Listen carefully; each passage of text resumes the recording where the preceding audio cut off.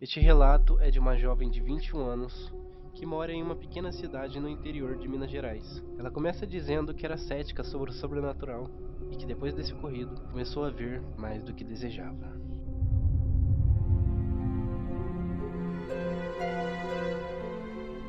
Aconteceu quando eu e minha mãe, depois de meses procurando uma casa para alugar, achamos uma que por si só era uma mansão. Nesta época, eu tinha 16 anos, então meus olhos se encheram ao vê-la. Era uma casa com 2 andares. Ao entrar na casa, tinha uma sala, e nesta sala tinha uma escada daquelas em espiral de metal. Depois da sala, tinha uma copa seguida da cozinha, e logo depois, uma varanda enorme e arejada. Ao subir as escadas na sala, chegávamos em um lugar que separava 2 quartos, que eram enormes, no caso 2 suítes. A casa era incrível e o aluguel extremamente barato. Então, sem pensar muito, nos mudamos quase que no mesmo instante, principalmente por ser próxima à casa da minha avó, o que minha mãe fazia questão de ser, para estar sempre por perto caso minha avó precisasse de alguma coisa. Eu vou contar agora o que aconteceu em episódios separados. A escada. Tinha cerca de 10 dias que estávamos na casa e eu, na minha aborrecência, estava furiosa, porque era sexta-feira e minha mãe não queria deixar eu sair. Então, é claro, estava lá no meu quarto deitada, emburrada, quando me chega uma mensagem da minha mãe me dizendo que ia descer na minha avó. Ficava 2 ruas para baixo da minha casa. Eu nem respondi, só para fazer raiva.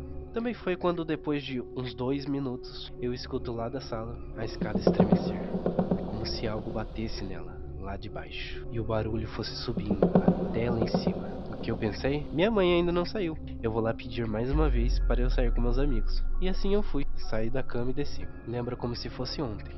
Antes de dar a primeira volta na escada espiral, lembro de ver a minha mãe, perto da porta da sala, de costas, como se estivesse indo abrir a porta. E quando na euforia eu terminei de descer as escadas, nada, não tinha ninguém lá. As portas estavam fechadas. Cheguei a ir até na rua. Olhei na casa toda, mas minha mãe não estava lá. Subi para o quarto, fechei a porta e só voltei a sair quando ouvi a porta da sala abrindo e ouvi a voz da minha mãe chegando. Esse dia eu ficava procurando alguma explicação lógica para o que havia acontecido. O batom. Já tinha passado uns dias depois desse ocorrido da escada. Era uma sexta-feira novamente, e dessa vez minha mãe me deixou sair com meus amigos. Eu estava feliz, e mais cedo no mesmo dia, passei numa lojinha e comprei um batom. Apesar de nunca usar, aquele batom combinaria com o meu look do dia. E no final da tarde cheguei em casa do meu trabalho. Eu trabalhava somente por meio período, porque eu estudava na parte da manhã. Então naquela noite, eu deixei a minha bolsa na penteadeira do meu quarto. Entrei para o banheiro, tomei meu banho, e quando eu saí, comecei a me arrumar. Pois meus amigos e eu combinamos de sair às 8 horas da noite, e já eram umas 7 horas. Então, quando eu vou até a penteadeira, me deparo com a sacola da loja que eu comprei o batom do lado de fora da minha bolsa. O batom estava dentro da sacola, mas estava aberto. E a bala do batom, vamos dizer assim, estava toda mastigada. Eu fiquei com uma mistura de raiva e confusão. E chamei minha mãe, que quando chegou no quarto, ficou mais confusa do que eu. Não tinha explicação nenhuma. Eu peguei o batom e dava para ver as marcas dos dentes gravados no batom. Eu e minha mãe andamos na casa para ver se tinha alguém. E nada, não parecia nada com marcas de dentes de um animal. Mas mesmo assim, eu saí aquele dia. Mas me lembro da sensação de chegar em casa às 11 e pouco da noite e sentir uma energia pesada até cair no sono. A gritaria. No mesmo final de semana do episódio do batom, no domingo à tarde, estava deitada tranquila no meu quarto enquanto escuto uma gritaria. Era minha mãe berrando. Desci correndo, pois os gritos estavam vindo da varanda, lá fora. Quando cheguei em minha mãe, ela disparou dizendo: "Tá ficando louca, menina? Por que você tá me chamando desse jeito? Precisa gritar não. Eu já estava subindo." E eu, sem entender nada, respondi: "Você que tá louca, mãe. É você que tá me gritando igual uma doida." Então a gente se olhou por alguns segundos e depois, quando caímos na real, que nenhuma das duas estava mentindo, me bateu um medo. Minha mãe, sendo mais cética do que eu, disse apenas que estava com a cabeça ruim e que deveria ser algum vizinho gritando. Mas não.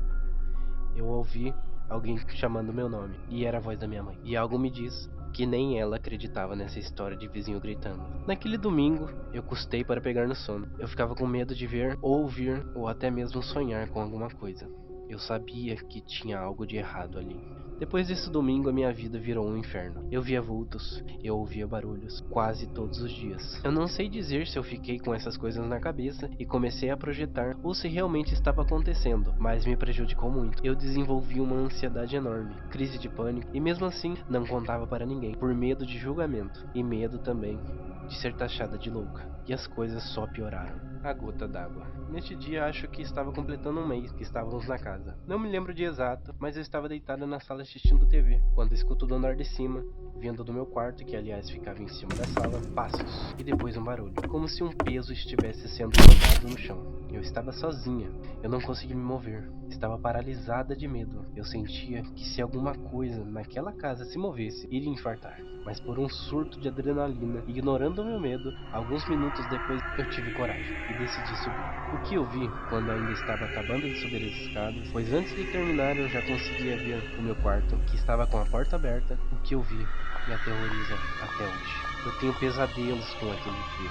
Eu vi com esses meus 2 olhos pés, como se alguém estivesse deitado no chão do meu quarto. Mas de onde eu estava no começo da escada, só dava para ver mesmo os pés. Eu não sei o que passou por minha cabeça, porque era nítido que não era minha mãe ali. Mas eu pensei que tinha alguém ali, machucado. Então me aproximei, mesmo com medo. Coloquei só a minha cabeça no quarto e vi uma mulher com um vestido velho e sujo, e um pouco rasgado. Ela estava de bruços. Seu cabelo loiro escuro, comprido, tampava seu rosto. Quando eu pensei em me aproximar mais um pouco, eu escutei um estrondo do quarto. Era um barulho que eu já havia escutado antes. Era uma arma. Meu coração só não bateu mais rápido porque senão ele explodia. Eu me joguei no chão, comecei a gritar e tampei o meu rosto. Cheguei até a fazer xixi nas calças. E mesmo tremendo, consegui, depois de alguns minutos, tirar as mãos do meu rosto. E aquela mulher que estava na minha frente, seu cabelo loiro estava manchado de sangue. E havia uma poça de sangue que se formava debaixo dela. Eu levantei num pulo e corri. Saí tropeçando, mas saí daquela casa. Corri para a casa da minha avó. Quando cheguei lá, eu não sabia se eu chorava, se eu contava o que aconteceu, mas no desenrolo, minha avó ouviu: arma, sangue, mulher.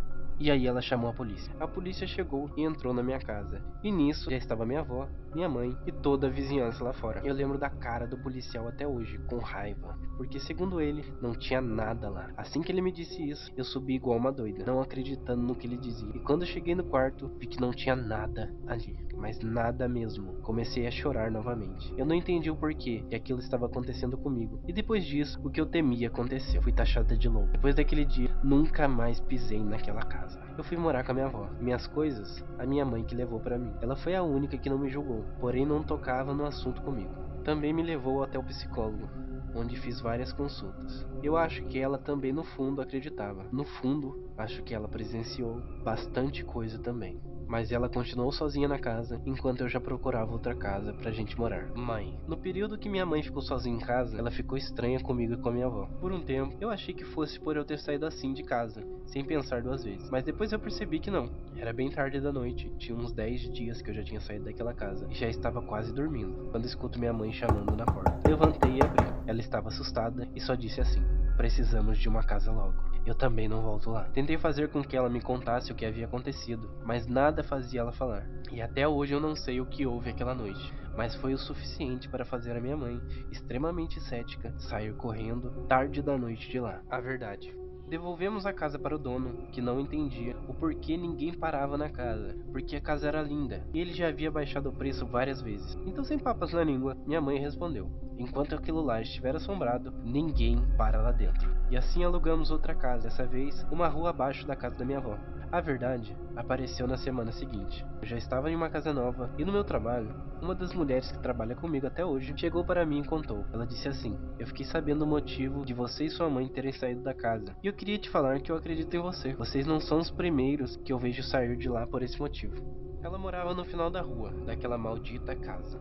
Eu fiquei meio brava por ela nunca ter falado nada comigo, porque ela sempre soube que eu morava lá.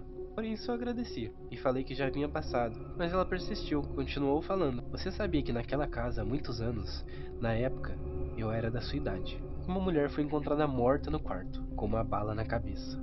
O laudo da época foi que ela tirou a própria vida, mas todo mundo da cidade sabe que foi o marido dela que fez isso com ela, e ela era linda. Escutando isso, eu gelei e o meu medo voltou, misturado com tristeza também, porque eu tinha certeza que a mulher que eu vi no meu quarto era ela. Depois de uns dias, essa mesma mulher do meu trabalho trouxe um jornal antigo, e no jornal tinha a foto da mulher. Era a mesma e realmente era linda. Na foto, ela estava com um batom, o mesmo tom que eu havia comprado. Dessa vez, eu fiquei mais triste do que com medo. Eu acho que eu entendi, com isso tudo, que na verdade, o que estava na casa, de alguma forma, queria ajuda. PS. Tempos depois, passando perto da casa, eu vi o proprietário e um padre saindo de lá. Este longo relato foi a primeira vez que presenciei algo. Hoje acredito e tenho respeito pelo mundo espiritual, e até estudo um pouco sobre isso.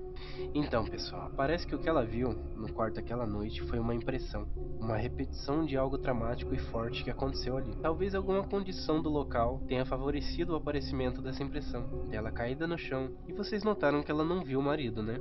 Mas escutou o tiro e viu a cena acontecendo. Talvez não era um fantasma que estava conscientemente ali, era mais como se fosse uma repetição de algo que aconteceu ali. Isso ficou impresso no ambiente, de tempos em tempos, isso volta a acontecer. Mas ainda ficam vários mistérios, né? Por exemplo, o batom mordido. Tem também a gritaria, que as duas escutaram de formas diferentes. E vai saber o que a mãe dela viu, que a fez querer sair da casa. Mas e vocês? Alguém já morou numa casa assombrada? Você já presenciou algo sobrenatural? Conta aí pra gente nos comentários. A gente se vê no próximo relato. Até mais.